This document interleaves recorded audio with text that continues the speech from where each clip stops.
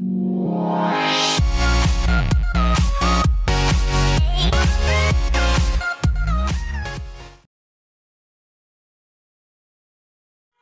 Students, मैं video से स्वागत करता हूं आपका एमएचएस की ऑनलाइन क्लासेज में। पिछली वीडियो तक हमने नर युग्मकोद बीज जो होता है उसकी संरचना और परिवर्तन देख लिया था। आज के इस वीडियो में हम मादा जननांग या मादा युग्मकोद बीज की चर्चा करेंगे और उसके कुछ जो है परिवर्तन और प्रकार पढ़ेंगे, बीजांड के टाइप पढ़ेंगे और उसके बाद जो है ये चैप्टर हमारे खत्म हो जाएगा। ठीक है, तो इस वीडियो को ध्यान से देखिए। और अब ये जो वीडियो हम देख रहे हैं, आज का जो वीडियो होगा उसमें क्या होगा, जो अभी तक पिछले जो 2 सालों में क्वेश्चन पूछे गए हैं वो इनमें से पूछे गए हैं, तो इस वजह से जो है टॉपिक थोड़ा मोस्ट हो जाता है, तो उसको बड़े ध्यान से समझिएगा। तो देखिए, आज हम बात करेंगे मादा युग्मकोद बीज की संरचना और परिवर्तन की। ठीक है, जिसमें हम अंडक और गुरु बीजाणु जो होता है उसकी संरचना आज मोस्टली समझेंगे। ठीक है, तो इससे पहले हम जो है पिछले वीडियो में हमने थोड़ा बहुत समझ लिया था मादा जननांग के बारे में, तो उसको और ज्यादा समझते हैं। देखिए, मादा जननांग जो होता है ये जो है पुष्प हो गया।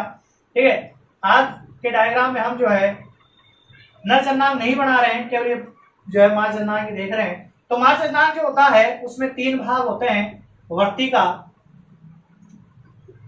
वर्तिकाग्र, सॉरी यहाँ पर वर्तिकाग्र होगा और ये वर्तिका होगी।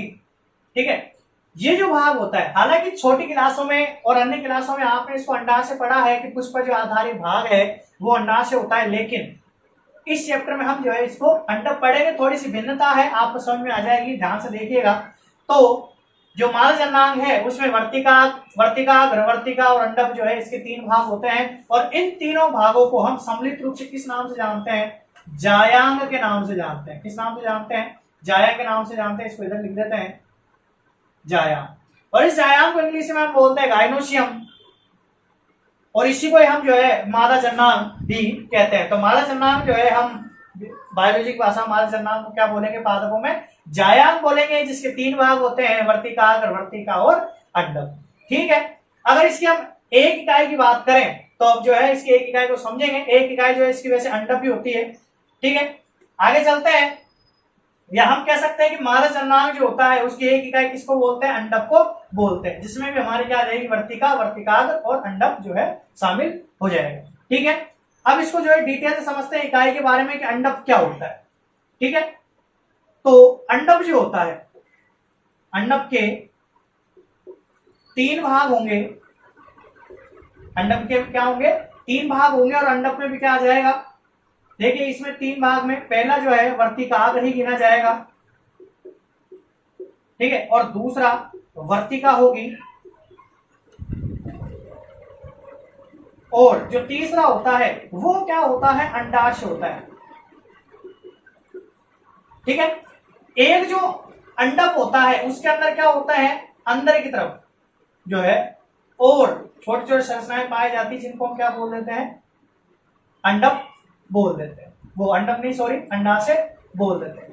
ठीक है, और जो एक पुष्प का जो जननांग की बात करें तो उसमें क्या होते हैं? 1 से अधिक अंडक पाए जा सकते हैं। या हम कहें कि देखिए, जैसे ये तो आपने अंडक को समझ लिया कि अंडक के क्या होंगे? 3 भाग होंगे, वर्तिका, वर्तिकाग्र और वर्तिका, और अंडाशय 3 भाग होंगे। अब देखिए पुष्प में किस प्रकार से देते हैं, जिनमें 1 से अधिक अंडक पाए जाते हैं।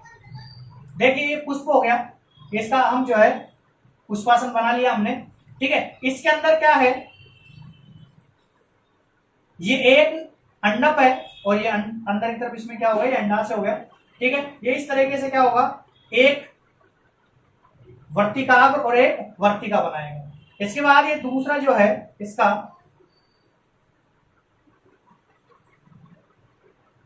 अंडक हो जाएगा। ठीक है, इसके बाद ये जो है इसका क्या हो गया? तीसरा, गलत बन गया, सॉरी, तीसरा इसका क्या हो जाएगा? अंडक हो जाएगा। हम 3 से समझते हैं। ठीक है, अब एक जो पुष्प होता है उसके अंदर क्या हो सकते हैं? 1 से अधिक अंडक भी हो सकते हैं। ठीक है, तो जब 1 से अधिक अंडक होते हैं तो उस स्थिति को हम क्या बोलते हैं? बहु अंडपी। क्या बोलते हैं? बहु अंडप। उस पुष्प को कौन सा पुष्प बोलेंगे? हम बहु अंडपी पुष्प बोलेंगे। और अगर एक अंडप है तो उसको एक अंडपी पुष्प बोल देते हैं। अब जो ये बहु अंडपी अगर हो जाता है तो ये अंडप क्या हो सकते हैं? एक दूसरे से आपस में चिपके हुए हो सकते हैं। देखिए जैसे मैं एग्जाम्पल बताता हूं, जैसे यहां पर 3 है, ठीक है। अब इन तीनों में क्या है, ये जो एक अंडप है यहाँ का, इसका अंडप अलग है, मतलब ये अंडा से भी इसका भाग अलग है, इसका वर्तिकाग्र भी अलग है और वो वर्तिका भी अलग है और इसका वर्तिकाग्र भी अलग है, ठीक है। ये हो गया। इसके बाद इसकी बात करें तो इसका अंडा से अलग है, इसकी वर्तिका अलग है और इसका वर्तिकाग्र अलग है, और इसका भी अगर बात करें तो इसकी भी क्या है, तीनों चीजें अलग है। इस स्थिति को, जब ये तीनों चीजें अलग अलग होती हैं तो इस स्थिति को हम क्या बोलते हैं, वियुक्ता, वियुक्ता अंडपी। जो है इसी में चला गया। वी का मतलब क्या हो जाता है, वी और युक्त। वैसे युक्त का मतलब तो क्या होता है, अकेले युक्त का मतलब क्या हो जाएगा, जुड़ा हुआ, और वी का मतलब क्या हो जाएगा, अलग अलग। तो कहने का तात्पर्य यह है कि इस प्रकार के पुष्प में, इस प्रकार के पुष्प में क्या होता है कि जो अंडप है, जो जन्मांग के इकाइयां हैं, वो तीनों क्या है, एक दूसरे से पृथक पृथक है। इसको पृथक अंडपी भी बोल सकते हैं और वियुक्त अंडपी भी बोल देते हैं। लेकिन अगर तीनों ही आपस में जुड़ जाएं, अब जुड़ने से क्या होता है, जुड़ने से क्या हो जाएगा, जब आप पुष्प को देखेंगे, जब पुष्प का अध्ययन करेंगे तो उसका वर्तिकाग्र आपको एक ही नजर आएगा, क्योंकि जो ये जो दो तीनों भाग है क्या हो जाता है, मिक्स हो जाते हैं। मिक्स कैसे हो जाएंगे, जैसे यहां तक एक अंडप का जो है वर्तिकाग्र है, ये दूसरे अंडप का और तीसरे अंडप का है। इसकी जो नलिका है वो कुछ इस तरह से, ठीक है। अभी हम जो है इसको अलग अलग मान के चलते हैं।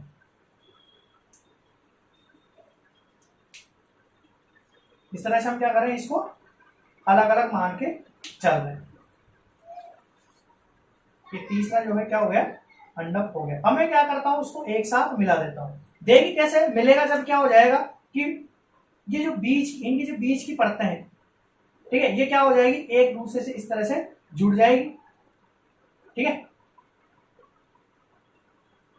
ये यहां से इस तरह से जुड़ गया और ये क्या हो जाता है, गोल हो जाता है। क्या हो जाएगा, ये गोल हो जाएगा। और ये भाग वैसे, ये वाला भाग क्या हो जाएगा, ऐसे घूमकर इस प्रकार से जुड़ जाएगा, ठीक है। अभी तो ये ऐसे फैले हुए हैं, फिर ये जो पीछे ये वाला किनारा और इसका ये वाला किनारा क्या हो जाएगा, ऐसे फूल फैल के क्या हो जाएगा, जुड़ जाएगा और बीच में क्या हो जाएगा, खालिस्तान बन जाएगा। कहने का मतलब क्या कर दिया, इन तीनों अंडों पर जुड़कर क्या बन लिया, एक संयुक्त वर्तिका का निर्माण कर दिया। किसका निर्माण कर दिया, संयुक्त वर्तिका का निर्माण कर दिया। और इसके जो तीनों अंडप है वो नीचे की तरफ रहेंगे। तो इस स्थिति को हम क्या बोलते हैं, युक्ता अंडपी। क्या बोलते हैं, युक्ता अंडपी, ठीक है। तो जो अंडप होता है वो दो प्रकार के होते हैं, वियुक्ता। पहले तो हम क्या बोलेंगे कि अंडप जो होते हैं, अगर संख्या एक से अधिक है, ठीक है, अंडपों की संख्या अगर पुष्प में एक से अधिक है तो उसको बहुअंडपी पुष्प बोलते हैं। और जो पुष्प होते हैं, ये जो बहुअंडपी पुष्प दो प्रकार के हो सकते हैं, वियुक्तांडपी और युक्तांडपी। अगर आप इस पुष्प को बाहर से भी देखेंगे ना तो आपको वर्तिकाग्र, या हम कहेंगे जो तीनों अंडप है उनके लिए वर्तिकाग्र भी अलग अलग ही नजर आएंगे। आपने जब पिछले साल जो पुष्पों का अध्ययन किया था तो वहां पर देखा था कि नहीं देखा था, वहां पर क्या होता है, किसी किसी पुष्प में जो वर्तिकाग्र होते हैं वो भी 3 हो जाते हैं या फिर 5 हो जाते हैं, थे कि नहीं थे, ठीक है। इसी के साथ लेकिन ये और हमने प्रकार ही पढ़े थे, उसमें क्या पढ़ा था कि जो वर्तिकाग्र होता है उसका ऊपरी भाग पृथक पृथक होता है, लेकिन निचला भाग क्या हो जाता है, जुड़कर एक धान वो संयुक्त नलिका बना लेता है, ठीक है। क्या कर लेता है, संयुक्त नलिका बना लेता है, जो कि पुंकेसर उसके मध्य से होकर गुजरता है, पुंकेसर के चारों तरफ क्या बना लेती है, नलिका बना लेती है। ऐसा भी हमने देखा था। या फिर किसी पुष्प में क्या होता है कि जो पुतंतु होते हैं वो जुड़कर एक साथ क्या बना लेते हैं, जो वर्तिका होती है उसके चारों तरफ आवरण बना लेते हैं, ठीक है। ऐसा भी हमने देखा था, ठीक है। तो इस तरह से क्या हो रहा है, ये भी जुड़कर जो है एक नली, संयुक्त नली बना लेते हैं। इस टाइप से जो है दो आपको जो है दो प्रकार से समझ में आ गए होंगे, ठीक है। अब इसके बारे में और बात कर लेते हैं कि जो अंडप होता है हम उसको गुरु बीजाणु पर्ण भी बोलते हैं। क्या बोलते हैं, गुरु बीजाणु पर्ण भी बोलता है। इसको गुरु बीजाणु पर्ण क्यों बोला जाता है, देखिए जो हमारा ये अंडप है, ठीक है, ये जो अंडप है, अब हम जो है अच्छी तरह समझ चुके हैं कि वियुक्त अंडपी और ये युक्त अंडपी क्या होते हैं, तो इसको दिखा रहे हैं। अब हम बात करते हैं कि अंडप को गुरु बीजाणु क्यों बोला जाता है, ठीक है। जैसे अब हम क्या कर रहे हैं, एक अंडप लेके चल रहे हैं, क्या ले रहे हैं, एक अंडप ले रहे हैं, तो ये क्या हो गया, एक अंडप हो गया, ठीक है। ये जो अंडप होता है इसके अंदर की तरफ क्या पाया जाता है, एक विशिष्ट संरचना पाई जाती है, ठीक है, जिसको हम क्या बोलते हैं, अंडाशय बोल रहे हैं। क्या बोल रहे हैं, अंडाशय, ठीक है। वैसे छोटी क्लासों में जो पुष्प के आधारित फूले वो भाग को क्या बोल देते थे, अंडाशय बोल देते थे। ठीक है। लेकिन हम यहाँ पर क्या कर रहे हैं, अंडक पढ़ा हमने एक्स्ट्रा, और अंडक के अंदर क्या पाया जाता है, अंडाशय पाया जाता है। अब ये अंडाशय क्यों, विशिष्ट संरचना क्यों पढ़ रहे हैं हम, देखिए जो अंडाशय होता है, अंडाशय एक तरह से हम बात करें तो मादा, जैसे मनुष्य जो होता है, मनुष्य के अंदर क्या होता है, गर्भाशय नाम की चीज पाई जाती है। क्या पाई जाती है, गर्भाशय नाम की चीज पाई जाती है। गर्भाशय क्या करता है, गर्भाशय मुख्य कार्य क्या है उसका, जो भ्रूण बन रहा है, क्या बन रहा है, भ्रूण बन रहा है, उसको पोषण देना। तो ये जो हमारा अंडाशय है ना, ये भी बीजों को पोषण देता है, इसको पोषण देता है, बीजों को पोषण देता है। तो इस वजह से हम जो है एक जो अंडक की बात करें, अंडक के अंदर तो सारी चीजें हो गई, वर्तिकाग्र भी हो गया, वर्तिका भी हो गई, और अंडाशय भी हो गया। लेकिन जो विशेष अंडाशय की जब हम बात करते हैं तो अंडाशय हम पोषण देने वाली संरचना की बात कर रहे हैं। अब इस अंडाशय की भी अंदर, इस अंडाशय के भी अंदर क्या पाया जाता है, अंडक, वो अंडाशय के अंदर क्या पाया जाता है, बीजांड पाया जाता है। क्या पाया जाता है, बीजांड पाया जाता है। अब देखिए ये तो क्या हो गया, जैसे हम मनुष्य की तरह बात करें तो ये तो क्या हो गया, गर्भाशय हो गया, ठीक है। अब मनुष्य में जैसे मान लो कि गर्भाशय, तो गर्भाशय में क्या होता है, जो शिशु होता है, ठीक है, ये जैसे शिशु हो गया, तो शिशु से क्या होती है, जो है नलिका जुड़ी होती है। या आपको समझाने के लिए बोल रहे हैं, आपको कंफ्यूज करने का नहीं है, ठीक है। जैसे ये अंडाशय का आंतरिक आवरण हो गया, आप 10वीं में जो है इसके बारे में पढ़ चुके हैं, और अभी 12th में भी पढ़ेंगे, जब मादा जन्नांग और न जन्नांग मनुष्य में पढ़ेंगे तब पढ़ेंगे। तो ये जैसे गर्भाशय, तो गर्भाशय में क्या होता है, गर्भाशय की आंतरिक परत से एक रस्सी जैसी संरचना से, जिसको हम क्या बोलते हैं, प्लेसेंटा बोलते हैं। क्या बोलते हैं, प्लेसेंटा बोलते हैं, ठीक है। जो प्लेसेंटा होती है उससे क्या होता है, भ्रूण पोषण लेता है, किसकी सहायता से, अंडाशय की सहायता, वो गर्भाशय की सहायता से। सेम डिट्टो इसी टाइप से क्या होता है, इसमें भी जो भ्रूण होता है ना, इसका पादप का जो भ्रूण होगा वो अंडाशय से पोषण लेगा, ठीक है। तो इसमें क्या होता है, ये अंडाशय हो गया, अंडाशय से भी क्या होता है, इस तरह से जो है एक नलिका निकलती है, और उसी को भी हम प्लेसेंटा ही बोलते हैं। क्या बोलते हैं, प्लेसेंटा बोलते हैं, ठीक है। इसको भी यहाँ पर क्या बोलेंगे, हम प्लेसेंटा ही बोलेंगे। और इस प्लेसेंटा से क्या होता है, इस तरह से एक जो है गोलाकार संरचना जुड़ी रहती है, और इस गोलाकार संरचना को हम क्या बोलेंगे, बीजांड बोलेंगे। क्या बोलेंगे, बीजांड बोलेंगे। और उस बीजांड में ही किसका निर्माण होगा, हम कहें कि पहले तो किसका निर्माण होगा, भ्रूण का निर्माण होगा, पहले किसका निर्माण होगा, भ्रूण का, और वही भ्रूण आगे जाके किसका निर्माण कर देगा, बीज का निर्माण कर देगा। जब निषेचन हो जाएगा और भ्रूण अच्छी तरह से विकसित हो जाएगा तो फिर किसका निर्माण कर देगा, बीज का। इसीलिए हम इसको क्या बोल रहे हैं, बीजांड बोल रहे हैं। क्या बोल रहे हैं, बीजांड बोल रहे हैं। अब एक बार और देख लीजिए, जो मादा जन्नांग है, ठीक है, मादा जन्नांग को हम किस नाम से जानते हैं, जायांग के नाम से जानते हैं। किस नाम से जानते हैं, जायांग के नाम से जानते हैं।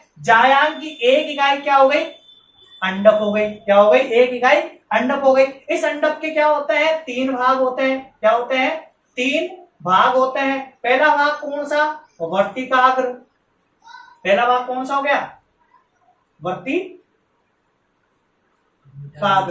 ठीक है, यहां लिख लेते हैं। फिर इसके बाद दूसरा भाग कौन सा हो जाएगा, वर्तिका, और तीसरा भाग कौन सा हो जाएगा, अंडाशय हो गया, ठीक है। फिर उसके बाद हमने जो है अंडक जो है, अगर संख्या इनकी क्या होती है, 1 से अधिक होती है, अंडकों की संख्या क्या होती है, 1 से अधिक होती है, तो उसको हम बहुअंडक भी बोलते हैं। और इसकी वजह से क्या हो जाता है, 2 प्रकार का हो जाता है, कौन सा, युक्तांडपी और वियुक्तांडपी, ठीक है, ये हो जाता है, ये भी हमने दे दिया। उसके बाद हम अंडाशय के भी अंदर, अंडाशय के अंदर क्या पाया जाता है, बीजांड पाया जाता है। क्या पाया जाता है, अंडाशय के अंदर बीजांड पाया जाता है। अब आपको जो है अच्छी तरह समझ में आ गया होगा, ये हमारे जो टॉपिक प्रारंभ हो रहा है, जहां से अंडक या गुरु बीजाणु पर्ण की जो हेडिंग है उसके नीचे जो चीजें लिखी हुई है वो यही है, ठीक है। अब हम डिटेल से किसकी बात करेंगे, बीजांड की बात करेंगे। अब अभी तक हमने क्या देखा, शुरू से पुष्प को देख लिया। पुष्प में क्या होते हैं, जायांग हो गया, जायांग की इकाई क्या हो गई, अंडक हो गई।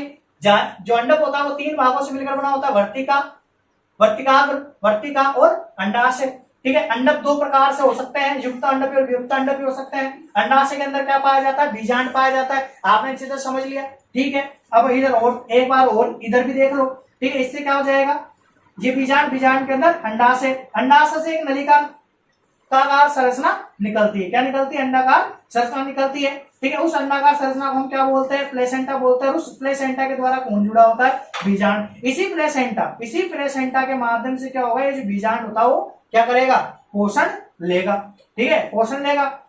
तो यहाँ पर ये जो है प्लेसेंटा के द्वारा किससे जुड़ा हुआ है, जो बीजांड होता है प्लेसेंटा के द्वारा किससे जुड़ा होता है, अंडाशय से जुड़ा होता है। ये हम किस में पढ़ेंगे, बीजांड की संरचना में भी पढ़ेंगे, ठीक है। और एक छोर, जो प्लेसेंटा का जो एक छोर होता है वो तो किससे जुड़ा होगा, अंडाशय से, और दूसरा छोर किससे जुड़ा होता है, बीजांड से जुड़ा होता है। और बीजांड से जिस स्थान से जुड़ा होता है हम उसको क्या बोलते हैं, नाभिका बोलते हैं। क्या बोलते हैं, नाभिका। तो ये नाभिका के बारे में और भी जो चीजें हैं वो हम बीजांड की संरचना में देखेंगे। तो हमारा जो है एक टॉपिक पूरा हो चुका है, कौन सा, अंडक या फिर गुरु बीजाणु। ध्यान रखिएगा, अंडक को ही गुरु बीजाणु कहते हैं। क्यों बोलते हैं, क्योंकि देखिए यहां पर हमने क्या देखा, जो अंडक होता है उसके अंदर क्या पाया जाता है, अंडाशय पाया जाता है, अंडाशय के अंदर क्या पाया जाता है, बीजांड पाया जाता है। और बीजांड के अंदर किसका निर्माण होता है, भ्रूण का निर्माण होगा। और भ्रूण का निर्माण किससे होगा, अंडाणुओं से। किससे होगा, अंडाणुओं से। या हम कहें कि मादा युग्मकोद्भिद जो होगा, मादा युग्मकोद्भिद बोलते हैं हम किसको, एक बार दूसरी तरह समझ लीजिए। बीजांड के अंदर निर्माण होगा भ्रूण कोश का। किसका होगा, भ्रूण कोश का। और इसी भ्रूण कोश को हम किसके नाम से जानते हैं, मादा युग्मकोद्भिद के नाम से।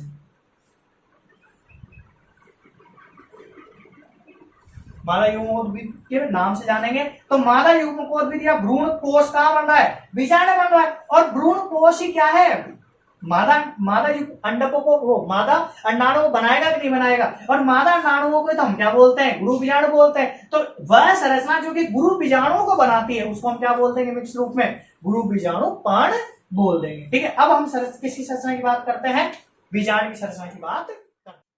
तो देखिए स्टूडेंट्स, अब हम बात करते हैं किसकी, बीजांड की संरचना की, द स्ट्रक्चर ऑफ ओव्यूल।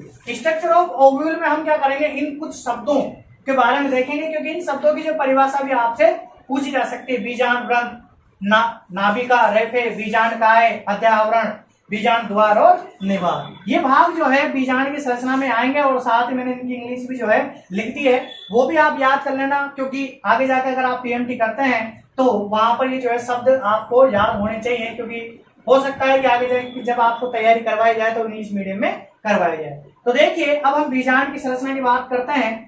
तो अभी हमने देखा था कि जैसे ये क्या हो गया, पूरा जो है हम अंडाशय की बात कर रहे हैं। तो मैं इसको मिटाऊंगा, पहले समझ लेना आप। तो ये जो अंडाशय है, तो अंडाशय पे क्या होता है, अंदर की तरफ यहाँ पर क्या हो गया, प्लेसेंटा का निर्माण हो गया। ठीक है, ये एक जो है क्वेश्चन देने वाली संरचना है जिसका नाम क्या है, प्लेसेंटा। वैसे जो है किताब में भी डायग्राम दिया हुआ है, आप उससे भी समझ सकते हैं, लेकिन अगर आप इसे समझते हैं तो थोड़ा जो है आसान रहेगा आपके लिए। ठीक है, ये प्लेसेंटा हो गई। अब एक जो है बीजांड हमारे इस तरह की गोलाकार, लगभग जो गोलाकार संरचना होती है। तो बीजांड का जो आधारी भाग होता है वो एक वृंतनुमा संरचना के द्वारा किससे जुड़ा होगा, प्लेसेंटा से जुड़ा होगा। ठीक है, ये इस तरह से जो है यहाँ पर घूमकर इस तरह से वापस आ जाता है। ठीक है, तो इस वृंतनुमा संरचना को हम क्या बोलते हैं, हमारे जो पहला है बीजांड वृंत। भाई जैसे हमने जो है बहुत बार देखा है कि पुष्प का अगर वृंत होता है तो उसको पुष्प वृंत बोलते हैं, पत्ती का होता है तो पाण वृंत बोलते हैं। ठीक है, उसी प्रकार से हम जो ये बीजांड से निकलने वाली एक डंठलनुमा संरचना है या जो है तंतुनुमा संरचना है, तो उसको हमने क्या बोल दिया, बीजांड वृंत बोल दिया। ठीक है, जिसको इंग्लिश में क्या बोलते हैं, फ्यूनिकल बोलते हैं। ठीक है, अब इसका जो बीजांड वृंत है, इसका एक सिरा तो किससे जुड़ा होगा, प्लेसेंटा से जुड़ा होगा, और दूसरा सिरा किससे जुड़ा होगा, बीजांड से। जो जिस स्थान से बीजांड से जुड़ा होता है, क्या होता है, जिस स्थान से बीजांड से जुड़ा होता है तो उस स्थान को हम किसके नाम से जानते हैं, नाभिका के नाम से जानते हैं। ध्यान से समझते जाना, आपको परिभाषा जो है लिखनी पड़ेगी। वैसे आप टेंशन मत लीजिए, नोट्स में इनकी परिभाषा जो है अलग से आपको देखने को मिल जाएगी, या फिर मैं जो है उसको थोड़ा डार्क कर दूंगा, बोल्ड कर दूंगा उसको, तो आप वहां से जो आसानी से समझ सकते हैं। ये क्या भाग, ये जो बीजांड वृंत होता है, जिस भाग के द्वारा या जिस जगह से बीजांड से जुड़ता है हम उसको क्या बोलते हैं, नाभिका बोल देते हैं। अब मैं जो है इसको मिटा देता हूं। ठीक है, ये हमने इसको अंडाशय का जो है आवरण है उसको हमने मिटा लिया, क्योंकि हमको नाम लिखने पड़ेंगे। अब उसके बाद देखिए यहाँ पर क्या होता है, जो नाभिका होती है किसी किसी पादप में क्या होता है, ये फूल जाती है। जो नाभिका वाला जो भाग है वो क्या हो जाता है, थोड़ा फूल जाता है। ठीक है, अब जब ये भाग फूल जाता है तो इस भाग को, इस फूले हुए भाग को हम क्या बोलते हैं, रेफे बोलते हैं। क्या बोलते हैं, रेफे बोलते हैं। कुछ पादपों की विशेषता होती है, ठीक है, जैसे काली मिर्च वगैरह में सब पाया जाता है, तो ये रेफे जो है हो गई। ठीक है, उसके बाद हम बात करते हैं बीजांड के और भागों की। अब देखिए जो पूरा का पूरा जो बीजांड है वो मुख्य रूप से विशिष्ट कोशिकाओं से बना होता है और इनका नाम है मृदुत्तक की कोशिकाएं। मृदुतकी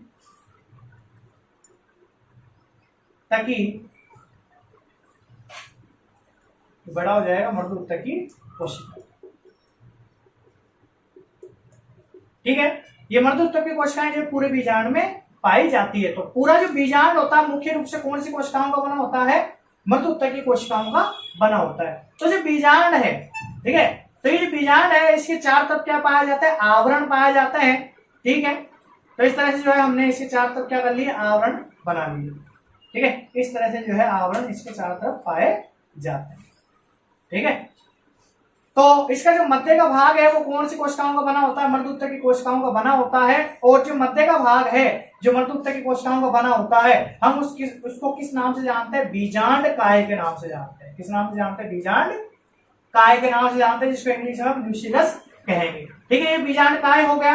और ये जो आवरण होते हैं जो बीजांड के ऊपर पाए जाते हैं, हम कहें कि बीजांड काय के ऊपर जो आवरण पाया जा रहा है, देखा जाए तो ये किसके ऊपर पाया जा रहा है? बीजांड काय के ऊपर पाया जा रहा है। तो बीजांड काय के ऊपर जो ये आवरण पाया जाता है हम इसको बोलते हैं अध्या आवरण।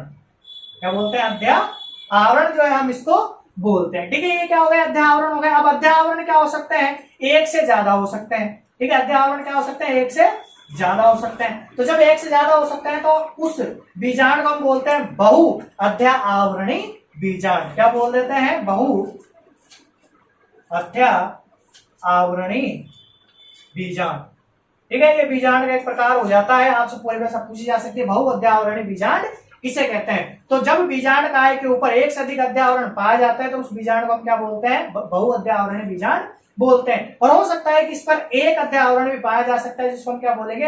एकाध्यावरणी बीजांड बोल देते हैं। हो सकता है कि किसी किसी पादप पे क्या हो? आवरण पाया ही नहीं जाए तो उसको अध्यावरणी बीजांड बोल देते हैं।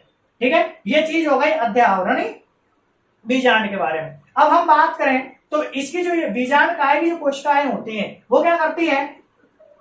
कुछ परिवर्तन करती है। जैसे कि हम किसमें पढ़ा था? हमने पढ़ा था किसके अंदर?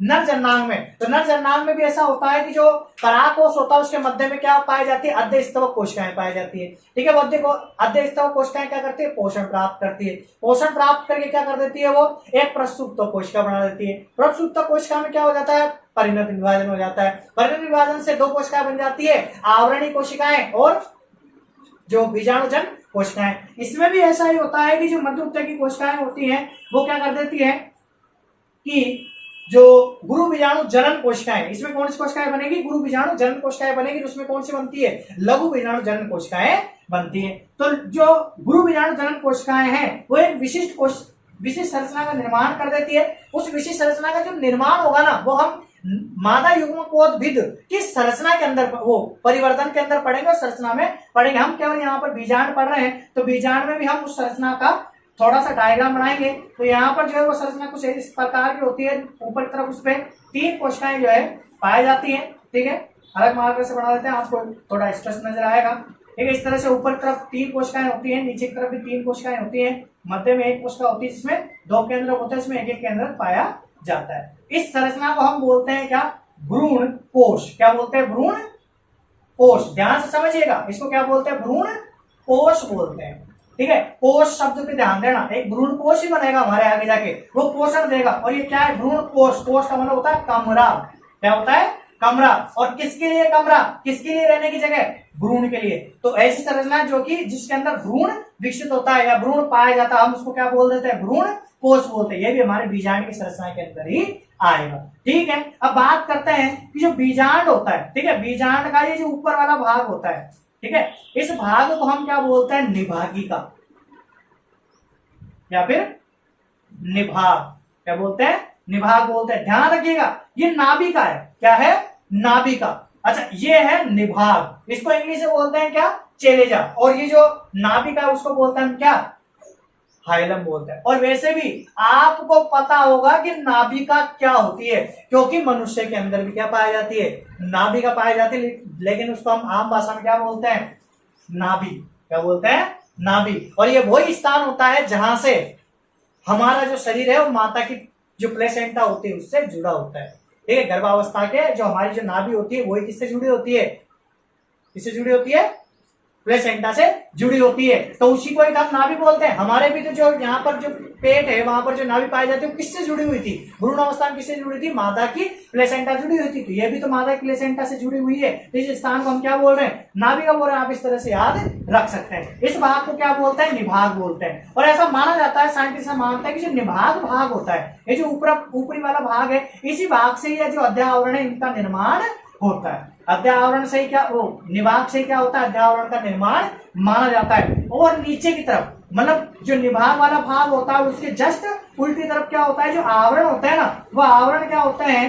पूरे बीजांड पर ही नहीं पाए जाते, मतलब अधिकतर भाग पे तो पाए जाते हैं लेकिन संपूर्ण भाग पे नहीं पाए जाते। इस भाग में क्या हो जाता है? यहाँ पर एक खाली जगह रह जाती है और इस खाली जगह पे क्या हो जाता है? एक नलिकाकार संरचना का निर्माण हो जाता है। इस नलिकाकार संरचना का निर्माण हो जाता है। इस नलिकाकार संरचना को हम किस नाम से जानते हैं? बीजांड द्वार। किस नाम से जानते हैं? बीजांड द्वार के नाम से जानते हैं। तो ये जो बीजांड द्वार होगा, यहाँ से जो हमने पिछले वाले में देखा था अंकुरित परागकण, अंकुरित परागकण को हम नली युग्मकोद्भिद बोलते हैं। उसकी एक संरचना बन रही थी पराग नली। क्या बन रही थी? पराग नली बन रही थी। वो पराग नली क्या होगी? इधर से यहाँ पर इंटर होगी। पराग नली इधर से आएगी और यहाँ से क्या होगी? इंटर होगी इस द्वार से। इसलिए किसमें जाने का द्वार हो गया?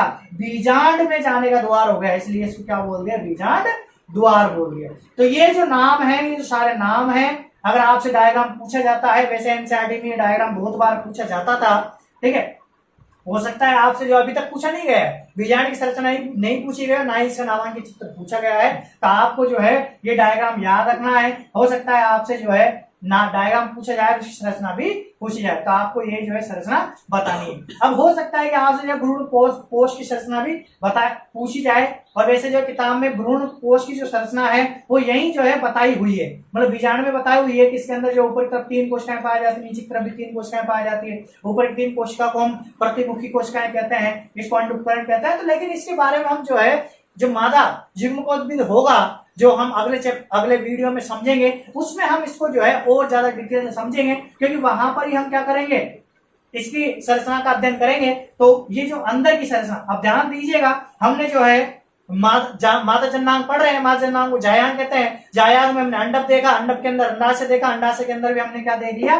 बीजांड देख लिया। और जब अगली वीडियो होगी तो उसमें हम क्या करेंगे? बीजांड के भी अंदर जो भ्रूण कोश पाया जा रहा है, इस भ्रूण कोश को बनते हुए देखेंगे। ये भ्रूण कोश कैसे बनता है, ठीक है। लेकिन हमारे क्या होगा, अभी तक ये वीडियो पूरी नहीं हुई है, इसमें क्या होगा, इस ये जो बीजांड है उसके प्रकारों का हम अध्ययन करेंगे, और उस प्रकारों से जो है क्वेश्चन पूछा जा चुका है। हो सकता है कि और ज्यादा क्वेश्चन उससे पूछे जाए, तो हम अगली जो अगला हमारा टॉपिक है उसमें हम किसकी बात करेंगे? बीजांड के प्रकारों की बात करेंगे। तो शीघ्रता से देखिए, अब हम बात करते हैं बीजांड के प्रकारों की। तो बीजांड के कुल प्रकार हैं 6: ऋजु बीजांड, प्रतीप बीजांड, वक्र बीजांड, अनुप्रस्थ बीजांड, अर्ध प्रतीप बीजांड और कुंडलित बीजांड, ठीक है। तो देखिए, जो पहला जो ऋजु बीजांड है, इसका क्वेश्चन पूछा जा चुका है। ये जो बीजांड होता है, इसमें क्या होता है? ये तो हो गया हमारे क्या? बीजांड व्रण, ठीक है। और बीजांड व्रण से ये जो है इस तरह से जो है बीजांड के आवरण जो है इस तरह से निकल रहे हैं, ठीक है। और यहाँ पर जो है भ्रूण कोश इस तरीके से, ठीक है, इस तरह से पाया जाता है। तो इसके अंदर क्या होता है कि जो बीजांड व्रंत होता है, बीजांड व्रंत, निभाग और बीजांड द्वार क्या होता है? एक सीधी रेखा में होता है, और जो बीजांड द्वार होता है वो ऊपर की तरफ होता है, ठीक है। इसको हम क्या बोलते हैं? ऋजु बीजांड, और इन कुलों में पाया जाता है। आपको जो है याद कर लेना है। उसके बाद है प्रतीप बीजांड। प्रतीप बीजांड के अंदर क्या होता है कि जो बीजांड होता है वो क्या हो जाता है? 180 डिग्री पर घूम जाता है। 180 डिग्री पे क्या हो जाएगा? घूम जाएगा। 180 डिग्री पर घूमने से जो है कुछ इस तरह से हो जाएगा, ठीक है। फिर इससे क्या हो जाएगा? जो भ्रूण कोश है, ठीक है, भ्रूण कोश और जो बीजांड द्वार है वो क्या हो जाएगा? बिल्कुल नीचे की तरफ आ जाएगा। हम कहें कि जो बीजांड व्रंत है उसके क्या हो जाएगा? समांतर हो जाएगा। और इसकी विशेषता क्या है? 180 डिग्री पर घूम जाता है, ठीक है। तो निभाग, भ्रूण कोश और बीजांड द्वार एक सीध में होता है, किसके समांतर होते हैं? जो बीजांड व्रंत होता है इसके क्या हो जाता है? समांतर हो जाते हैं, ठीक है, ये हो गया कौन सा, प्रतीक बीजांड। अब इसी के साथ हम जो इस वाले की बात करते हैं अर्ध प्रतीक बीजांड की। देखिए यहाँ पर हमने बात की कितने डिग्री पे घूमता है, 180 डिग्री पे घूमता है, लेकिन यहाँ पर कितना घूमता है, इसका आधा कितना हो गया 90 डिग्री। तो ये क्या यहाँ पर कितने डिग्री पे घूमता है, 90 डिग्री पे घूमता है, जिसकी वजह से होता क्या है, जैसे ये तो क्या हो गया बीजांड वृत्त हो गया, ये इतना ही घूमता है, क्या होगा ये इतना ही घूमेगा, ये बीजांड द्वार हो गया, यहाँ पर जो है भ्रूण कोश हो गया, ठीक है, और यहाँ पर ये जो है क्षेत्र क्या हो गया, निभाग हो गया। इसमें क्या होता है कि जो हमारे निभाग, भ्रूण कोश और बीजांड द्वार जो होता है वो क्या होता है, जो बीजांड ग्रंथ होता है इसकी क्या होता है, संपूर्ण पे स्थित होता है, क्या होता है, संपूर्ण पे स्थित होता है, इसमें क्या होता है, समांतर होता है, ठीक है। अब बात करते हैं वक्र बीजांड की। देखिए ये भी जो इसी से मिलता जुलता है, लेकिन बस इसमें क्या हो जाता है, थोड़ा घूम जाता है, साथ में जो हमारी जो बीजांड होता है वो सॉरी भ्रूण कोश होता है, ये भी क्या होता है, थोड़ा वक्रित हो जाता है, इस वजह से इसको वक्र बीजांड कहते हैं। देखिए इसका डायग्राम कैसा होगा, ये तो हमारे क्या हो गया, बीजांड ग्रंथ हो गया, बीजांड ग्रंथ थोड़ा जो है इस तरह से घूम गया, ठीक है, घूम कर जो है इसका द्वार जो है इस तरह से इधर आ जाता है, और साथ में जो इसका भ्रूण कोश था ये भी क्या हो जाता है, घोड़े की नाल के रूप में क्या हो जाता है, घूम जाता है। तो इसकी 3 कोशिकाएं तो यहाँ पाई जाती है और 3 कोशिकाएं यहाँ पाई जाती है, जो मध्य की जो कोशिका इस तरह से घूम जाती है। तो इसकी विशेषता क्या है कि घोड़े की नाल के रूप में क्या हो जाता है, इसका भ्रूण कोश घूम जाता है, ठीक है। इसमें भी क्या होता है, जो बीजांड द्वार होता है वो इसके समांतर होता है बीजांड ग्रंथ के, ठीक है, ये हो गया। इसके बाद हम बात करते हैं अनुप्रस्थ की, ठीक है। अनुप्रस्थ में क्या होता है, ये भी थोड़ा जो है इससे मिलता जुलता है। इसमें क्या होता है, बीजांड ग्रंथ इतना नहीं घूमता है जितना कि इसमें घूमता है, लेकिन जो भ्रूण कोश होता है वो थोड़ा घूमता है, क्या होता है, थोड़ा घूमता है। तो इसकी वजह से क्या हो जाता है, इसमें क्या होता है, जो बीजांड द्वार होता है और भ्रूण कोश होता है वो क्या हो जाता है, इसके समांतर आ जाता है, लेकिन इसमें जो निभाग और जो बीजांड भ्रूण कोश जो होता है वो क्या होता है, केवल इसके 90 डिग्री पे होता है, लेकिन जो बीजांड द्वार है वो इसके 90 डिग्री पर नहीं होता है। इसकी विशेषता इसमें क्या होता है, समांतर हो जाता है, और इसमें क्या होता है, जो निभाग है वो और भ्रूण कोश जो है, भ्रूण कोश वो तो इसके 90 डिग्री पे होता है, या हम कहें कि अनुप्रस्थ होता है, लेकिन जो बीजांड द्वार है अनुप्रस्थ नहीं होता है। इसमें तीनों चीजें अनुप्रस्थ होती है, ठीक है, तीनों चीजें जो है क्या होती है, इसकी समांतर होती है, लेकिन इसमें तीनों चीजें समांतर अनुप्रस्थ नहीं होती है। इसमें क्या होती है, 2 चीजें तो अनुप्रस्थ होती है, लेकिन तीसरी चीज इसके अनुप्रस्थ नहीं होती है। और ये जो है ये आपके बड़ा ही आसान प्रकार का जो है इसमें क्या हो जाता है, यहाँ पर हम बात करते हैं 180 डिग्री पे बीजांड घूमता है, यहाँ पर 90 डिग्री पे घूमता है, लेकिन इसके अंदर किस पे घूम जाता है, 360 पे घूम जाता है। इसमें क्या होता है, जो बीजांड ग्रंथ होता है वो क्या हो जाता है, बहुत अधिक लंबा हो जाता है, और लंबा होने के साथ साथ जो बीजांड होता है उसको इस तरह से घुमा देता है। तो बीजांड जो है वो बहुत ज्यादा घूम जाता है, और जो इसका जो बीजांड द्वार होता है वो इस तरह से अंदर की तरफ इस तरह से जो है पाया जाता है। तो ये हमारे क्या थे, बीजांड के प्रकार थे। आपको इनकी विशेषताएं याद रखनी है कि कौन कितने डिग्री पे घूमता है, और ये जो विशेषताएं जैसे यहाँ पर घोड़े के नाल की तरह हो जाता है, यहाँ पर ऊपर देखते हुए होता है।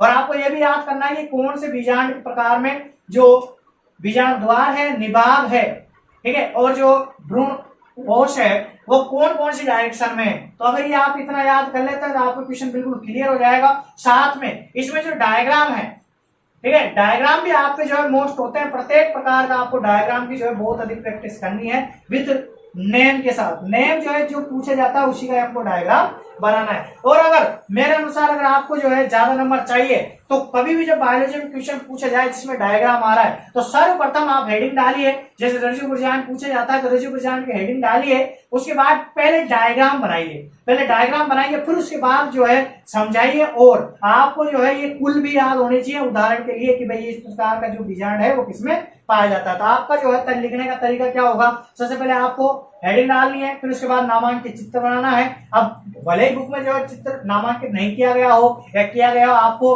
आपकी नॉलेज के हिसाब से जो थ्योरी है उसके हिसाब से नामांकित करना है इसको। जैसे बीजांड द्वार हो जाएगा, भ्रूण कोश हो जाएगा, ये निभाग हो जाएगा, बीजांड ग्रंथ हो जाएगा। तो नाम इसमें काफी होते हैं, ठीक है। उसी से जो एग्जाम में पता चल जाएगा कि आपको जो है नामांकित चित्र बनाना अच्छी तरह से आता है, ठीक है। तो पहले हेडिंग, फिर नामांकित चित्र, और फिर इसकी थोड़ी सी थ्योरी, और फिर 1 या 2 एग्जाम्पल। इससे आपको जो पूरे में से पूरे नंबर मिलने के चांस हो जाएंगे। और इस तरीके से जो है हमारा आज का टॉपिक खत्म होता है, और ये वीडियो जो है यही हमारी जो है खत्म होती है। अगली वीडियो में जो है हम भ्रूण जो कोश है उसके परिवर्तन की बात करेंगे। मादा में जो अंडाणु बन रहा है या जो अंड कोशिका बन रही है उसका हम निर्माण देखेंगे, और उसके साथ ही चैप्टर हमारे खत्म हो जाएगा। तो अगली वीडियो में जो है ये चैप्टर खत्म हो जाएगा। और ये चीज भी आप ध्यान रखिएगा कि जब ये चैप्टर खत्म हो जाएगा, इसकी जो अंतिम वीडियो होगी उसके जो वीडियो होगा उसका कमेंट बॉक्स होगा, उसमें आपको ऊपर ही ऊपर एक लिंक दी जाएगी, उसमें आपको इस चैप्टर के कंप्लीट नोट्स मिलेंगे। और साथ में हो सकता है कि मैं उसमें कुछ क्वेश्चन भी आपको लिख के दूं, और अगर आप पढ़ रहे हैं, इसको देख रहे हैं और आपके अच्छी तैयारी चाहते हैं, तो आप उन क्वेश्चनों के आंसर नोट्सों से और जो वीडियो है इनमें ढूंढने की कोशिश कीजिएगा। आपका चैप्टर अच्छी तरह से तैयार हो जाएगा। वो ऐसे क्वेश्चन होंगे जो एग्जाम में पूछे जाएंगे, हो सकता है उसमें डायग्राम हो। अब आप वो आंसर मेरे पास कैसे भेजेंगे, आप जो है जो कमेंट है उसमें आप अपने व्हाट्सएप नंबर दे सकते हैं, तो आप मेरे व्हाट्सएप नंबर पे ज्वाइन हो जाएंगे, और उसी के साथ आप मेरे को व्हाट्सएप कर सकते हैं। इसके अतिरिक्त आप अगर आपके नंबर जो मेरे साथ शेयर करते हैं, तो मैं जो है 12th बायो का ग्रुप बना दूंगा, उसमें आप जो है आपका होमवर्क, एक तरीके से जो होमवर्क होगा आपका, जो मैं कुछ क्वेश्चन पूछूंगा, आप जो आंसर दोगे वो उस ग्रुप में आप शेयर कर सकते हैं, और मैं उनको चेक करके भी आपके कौन से क्वेश्चन में क्या गलती है, और जो गलतियां होंगी मैं आपको बता दूंगा। तो आप जितनी भी तैयारी कर रहे हैं वो बहुत ही अच्छी तैयारी होनी चाहिए, जो कि हमारे एग्जाम लेवल तक भी काम आए। इसके लिए जो हमने प्रयास किया है, आप आपके नंबर जो है शेयर कर सकते हैं, और वो नंबर जो है बिल्कुल ही सेफ रहेंगे, किसी के साथ शेयर नहीं होंगे, या आप प्राइवेसी लगा सकते हैं। बस आपको वहां पर जो है आपको मैसेज करना है, और साथ ही आपको जो आंसर मिल जाएंगे। इसके अलावा कोई भी जो है चैटिंग वगैरह वहां पर नहीं होगी। इस 2 चीजों के अलावा कोई भी चीज नहीं होगी। केवल आप होमवर्क डालना है, आपको उसका आंसर जो है मिल जाएगा। इसके अलावा कोई भी बातचीत वहां पर नहीं होगी ग्रुप में, तो आपको वहां से जो नोट्स जो है आसानी से मिल जाएंगे उस ग्रुप से, और साथ ही आप आपका होमवर्क भी जो उसमें भेज सकते हैं। ठीक है, तो आप अगली वीडियो से थोड़ा ध्यान रखिएगा, आपको होमवर्क मिलता रहेगा। तो आज का इस वीडियो का आपका होमवर्क रहेगा कि आपको ये पता लगाना है कि जो कुल तो हमने लिख दी है, लेकिन इस कुल में कौन कौन से पादप आते हैं, ये आपको जो है एक एक पादप जो है नेट से ढूंढना है। और जो होमवर्क में आपको लिस्ट बनानी है, जिसमें ये जो है प्रकार लिख देना है, उसमें कुल लिखना है, और कुल के आगे उसका एक एग्जाम्पल लिख के फोटो खींच के आपको सेंड करनी है। ठीक है, तो इसी के साथ ही जो है वीडियो समाप्त होती है। वीडियो देखने के लिए आपका बहुत बहुत धन्यवाद। वीडियो अच्छी लगे तो आप लाइक कीजिए, अपने दोस्तों के साथ शेयर कीजिए, और अभी तक अगर आपने हमारा चैनल सब्सक्राइब नहीं किया है तो जरूर सब्सक्राइब कीजिए, ताकि अगली वीडियो जब भी आए तो आपको जो है बिना किसी संकोच के मिल जाए। Thank you.